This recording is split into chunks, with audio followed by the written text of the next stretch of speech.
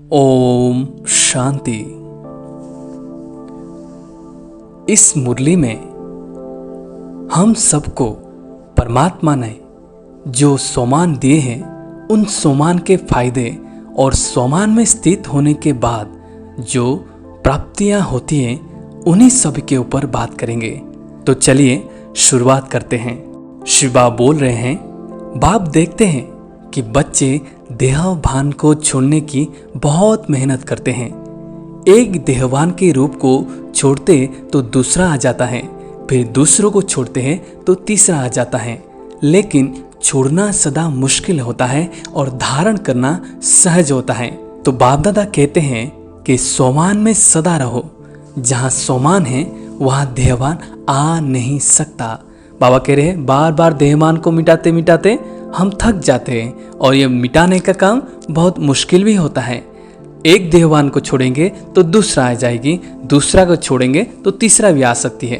तो बाबा कह रहे हैं, अगर इस देहवान को मिटाना चाहते हो तो एक ही ट्रिक है, एक ही उसका विधि है, वो है सोमान में स्थित रहना। तो आप बता रहे हैं सोमान में रहेंगे तो ऑटोमेटिकली सारी देहवान की जो वीज है वो खत्म हो जाएगा। तो छोड़ने की मेहनत नहीं करो, लेकिन सोमान में स्थित रहने का अटेंशन रखो। और संगम युग पर स्वयं बाप द्वारा कितने अच्छे अच्छे सोमान प्राप्त हैं। बाबा कह रहे हैं, जैसे कोई चीज को छोड़ना है ये सोच सोच के हम परेशान होते हैं और वो चीज छूटती भी नहीं है। तो बाबा कह रहे हैं, छोड़ने का पुरुषार्थ मत करो, लेकिन धारण करने का पुरुषार्थ करते चलो तो ऑटोमेटिकली वो चीजें छूटती जाएगी। प्राप्त करना नहीं है, प्राप्त हुआ है। बाबा द्वारा हम सभी को कितने अच्छे अच्छे सोमान, श्रेष्ठ सोमान प्राप्त हुआ है। अपने सोमान की लिस्ट निकालो, कितनी बड़ी लिस्ट है। सारे कल्प में कितने भी सोमान अर्थात टाइटल्स किसी भी नामी ग्रामी आत्मा को हो, चाहे राजनेता हो, चाहे अभिनेता हो, चाहे धर्मात्मा हो, चाहे महान आत्मा हो, उनके अगर टाइटल्स गिनती भी करो तो आपके सोमान की लिस्ट से ज्यादा हो सकते हैं। और रोज सवेरे सवेरे बाप दादा सोमान की स्मृति दिलाते हैं, सोमान में स्थित कराते हैं। बाबा हर रोज हम मुरली में क्या बोलते हैं, तुम मेरे मीठे बच्चे हो, आधार बच्चे हो, विश्व परिवर्तन आत्मा हो, विश्व कल्याणकारी आत्मा हो, तुम श्रेष्ठ महान आत्मा हो, पूज्य आत्मा हो। हर कोई मुरली में कोई ना कोई सोमान, कोई ना कोई स्थित में बाबा हमको स्थित कराते हैं सुबह। तो आप बता रहे हैं, रोज भी एक नया सोमान स्मृति में रखो तो सोमान के आगे देहभान ऐसे भाग जाता है जैसे रोशनी के आगे अंधकार भाग जाता। न समय लगता न मेहनत लगती। तो बार बार भिन्न भिन्न देहभान को मिटाने की मेहनत क्यों करते हो, बाप पूछ रहे हैं। तो इस मेहनत से छुटकारा पाने के लिए एक ही विधि है, वो है सोमान में स्थित हो जाना। और सोमान में स्थित होने के बाद हमारे मन बुद्धि में जैसे कि मिराकिल जैसा परिवर्तन होता है, अद्भुत परिवर्तन हो जाता है एक सेकंड में जब हम सोमान में स्थित हो जाते हैं। वो करके देखना है सबको। न समय लगता है न मेहनत लगती। तो बार बार भिन्न भिन्न देहवान को मिटाने में मेहनत क्यों करते हो? सोमान के स्मृति का स्विच ऑन करना नहीं आता है क्या, बाप पूछ रहे हैं। स्विच को ऑन करना तो सिंपल है ना, सहज है। तो सोमान की स्विच को ऑन करना ये सभी को आना चाहिए। तो सोमान की स्विच को ऑन कैसे करेंगे? तो हर रोज की मुरली, हर रोज का महावाक्य अगर हम डेली स्टडी कर रहे हैं तो सोमान ऑटोमेटिक हमारे मन और बुद्धि में संकट में आता रहेगा। तो ऑटोमेटिकली वो सोमान भी हमारे प्रैक्टिस होते रहेंगे। कितनी भी गहरा काला बादल सूर्य की रोशनी को छिपाने वाला हो, लेकिन आपके पास ऑटोमेटिक डायरेक्ट परमात्मा लाइट का कनेक्शन है। डायरेक्ट लाइट है ना, लाइन क्लियर है या लीकेज है? किसका लिंक होता है लेकिन लीकेज हो जाती है। तो डायरेक्ट लाइन कितनी पावरफुल होती है? डायरेक्ट कनेक्शन है या इनडायरेक्ट है? बाप पूछ रहे हैं, तुम्हारे पास कौन है?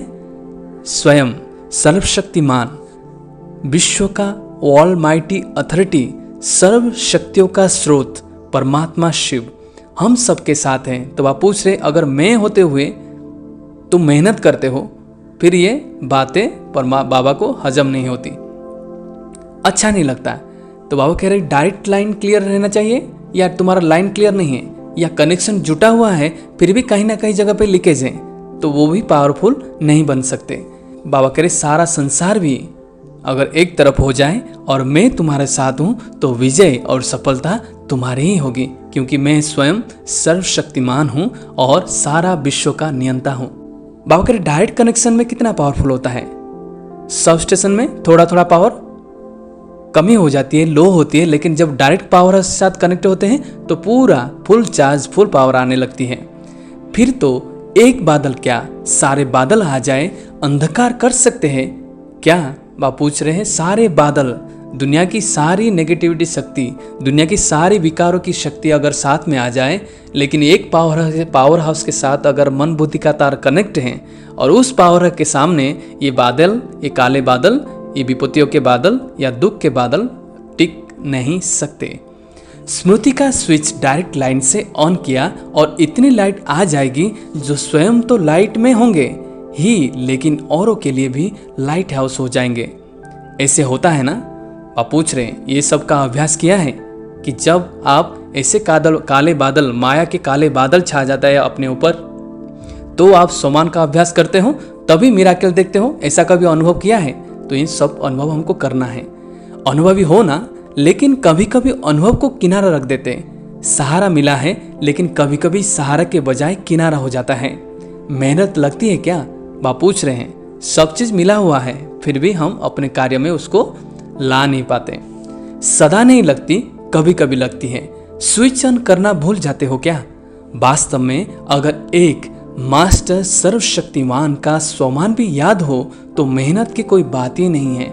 एक ही स्वमान, एक ही शक्तिशाली संकल्प, वो है मैं मास्टर सर्वशक्तिवान हूँ। इसी स्वमान में अगर हम स्थित रहकर हर कार्य, हर अभ्यास करते रहेंगे तो सभी में ही संपूर्ण रूप से विजयी और सफलता प्राप्त होती रहेगी। ना कोई माया का काला बादल हमको छा सकता है, ना कोई विपत्तियां, ना कोई दुख हमको प्रभाव डाल सकता है। मार्ग मेहनत का नहीं है, लेकिन हाईवे के बजाय गलियों में चल जाते हो व मंजिल को निशाने से आगे बढ़ जाते हो तो लौटने की मेहनत करनी पड़ती है। बाप दादा सदा अपने स्नेह और सहयोग की गोदी में बिठाकर मंजिल पर ले जा रहे हैं। गोदी में बैठकर मंजिल पर पहुंचने में मुश्किल क्यों होता है? बाबा आश्चर्य खाते हैं। जब मैं अपना गोदी ऑफर कर रहा हूँ, जब सारा बोझ मैं तुमको मांग रहा हूँ, दे दो, ये सब चीज को छोड़ के अपने मन मर्जी में चल के अपना समय को व्यर्थ गवाते हैं, शक्ति को व्यर्थ गवाते हैं। बाबा कहते हैं ये सब अच्छा लगता है क्या? तो सही रास्ता हाईवे में बैठ के, परमात्मा गोदी में बैठ के अपने टारगेट के पास जाना है, न कि गलियों में भटकना है। स्नेह और सहयोग की गोदी से निकल कभी और आकर्षण खींचती है तो चक्कर लगाने निकल जाते हो, थक भी जाते हो, फिर मेहनत भी महसूस करते हो।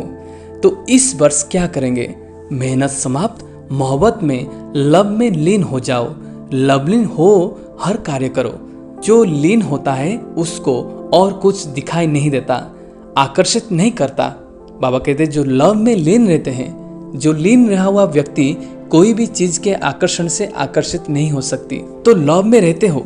ऐसा कोई होगा जो कहे मुझ बाप से प्यार नहीं है, लव नहीं है? ऐसे सभी आत्मा परमात्मा बाबा को तो प्यार करते ही है, लेकिन बाबा कहते लव में रहते हो कभी और कभी लीन में रहते हो। नहीं तो देखो, मन बुद्धि द्वारा स्थित में बाप का सर्व संबंध से साथ है, साथ भी है, और सेवा में बाप हर समय साथी है। बाबा हमारे मन बुद्धि में अलौकिक अभ्यास द्वारा, शक्तियों द्वारा, ज्ञान द्वारा हमारे साथ रहते ही रहते हैं। साथ साथ में जब भी हम सेवा के फील्ड में आते हैं तो बाप दादा दोनों हमारे साथी बन जाते हैं। तो स्थित में साथ हैं और सेवा में भी साथी हैं। जहां सदा साथ भी है और साथी भी है तो वहां क्या मुश्किल है? मन का सहारा भी मिल गया और कर्म के लिए स्थूल फिजिकली रूप में भी बाप दादा अव्यक्त रूप में हमारे साथी भी बन गए, तो कोई कार्य असंभव हो ही नहीं सकता। परम आत्मा की महिमा ही है मुश्किल को सहज करने वाले। ऐसा बाप आपके साथ हैं और साथी हैं तो मुश्किल हो सकता है? बाप पूछ रहे हैं। मैं हूं ही सभी का दुख को हरने वाला।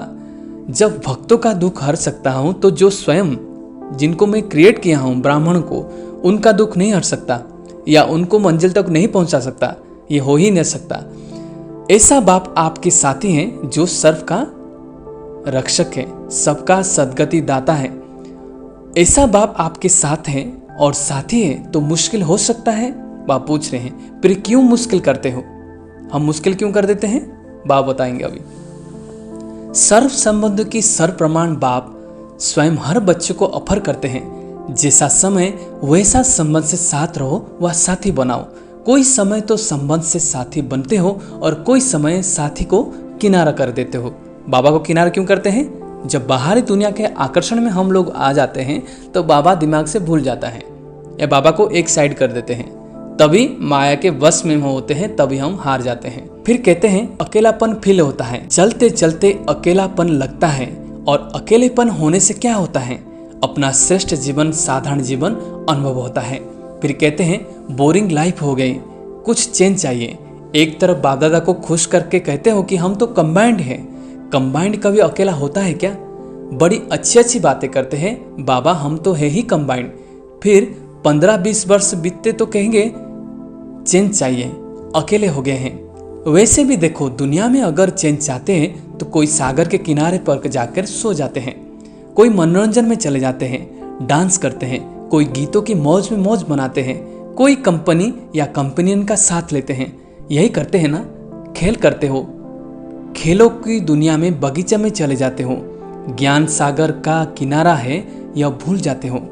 अगर मन को रिफ्रेश करने के लिए बाहरी दुनिया की तरह खेल करते हैं, बाहर दुनिया में चले जाते हैं और बाबा को अपने कंपनियन को छोड़ के दूसरे कंपनियन को बना लेते हैं।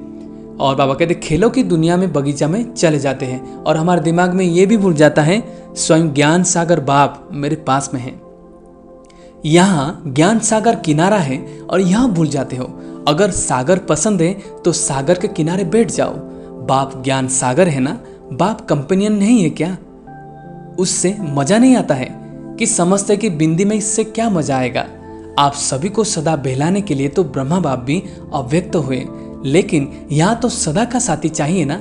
जब भी अपने को अकेलापन अनुभव करो तो उस समय बिंदु रूप नहीं याद करो, वो मुश्किल होगा, उससे बोर हो जाएंगे। लेकिन आप ब्राह्मण जीवन की भिन्न भिन्न समय की रमणीक अनुभव की कहानियां स्मृति में लाओ। जब भी बोरिंग हो जाए, जब भी अकेलेपन का अनुभव करें, तभी हमको बाबा को बिंदु रूप में याद करना नहीं है। तब बाबा को हमको अव्यक्त स्थिति में बाप दादा के स्वरूप में याद करना है, या अपने साथ बीती हुई पल बाबा ने जो जो मेरे को मदद किया है, जो जो भी मिराकिल मेरे साथ हुआ है बाबा के ज्ञान में आने के बाद, उस सब का चिंतन में डूब जाना है। तभी उसमें मजा भी आएगी और बाबा के प्रति हमारा स्नेह और प्यार भी बढ़ेगी। अनुभव की कहानियां का किताब सभी के पास है। जब बोर हो जाते हो तो नॉवेल्स पढ़ते हैं ना, तो आप अपनी कहानियों का किताब खोलो और उससे पढ़ने में बिजी हो जाओ। अपने सोमान की लिस्ट को सामने लाओ, अपने प्राप्तियों की लिस्ट को सामने लाओ, ब्राह्मण संसार की विचित्र प्रैक्टिकल कहानियां को स्मृति में लाओ। जैसे अपने को चेंज करने के लिए समाचार पत्र पढ़ने का भी आधार लेते हैं, तो ब्राह्मण संसार कितने अलौकिक समाचार आदि से अब तक देखे हैं व सुने हैं। समाचार पत्र भी आपके पास हैं, पेपर भी आपके पास है, पेपर पढ़ो। डांस और साज तो जानते ही हो, बिना थकावट के डांस करते हो। मन मना भव होना ही सबसे बड़ा मनोरंजन है। बाबा कह रहे हैं मन मना भव ही, इसी अवस्था ही आपका मनोरंजन स्थिति होनी चाहिए, न कि बाहरी दुनिया की तरह गाना सुने, डांस करें, पार्टी में जाएं। वो सब चीज नहीं रियल मनोरंजन। मनोरंजन तो रियल है जब एक बाप की याद में रह के उनकी प्यार, उनकी शक्ति, उनके गुणों, उनके कर्तव्यों को याद कर करके आत्मा शक्तिशाली बनता रहे।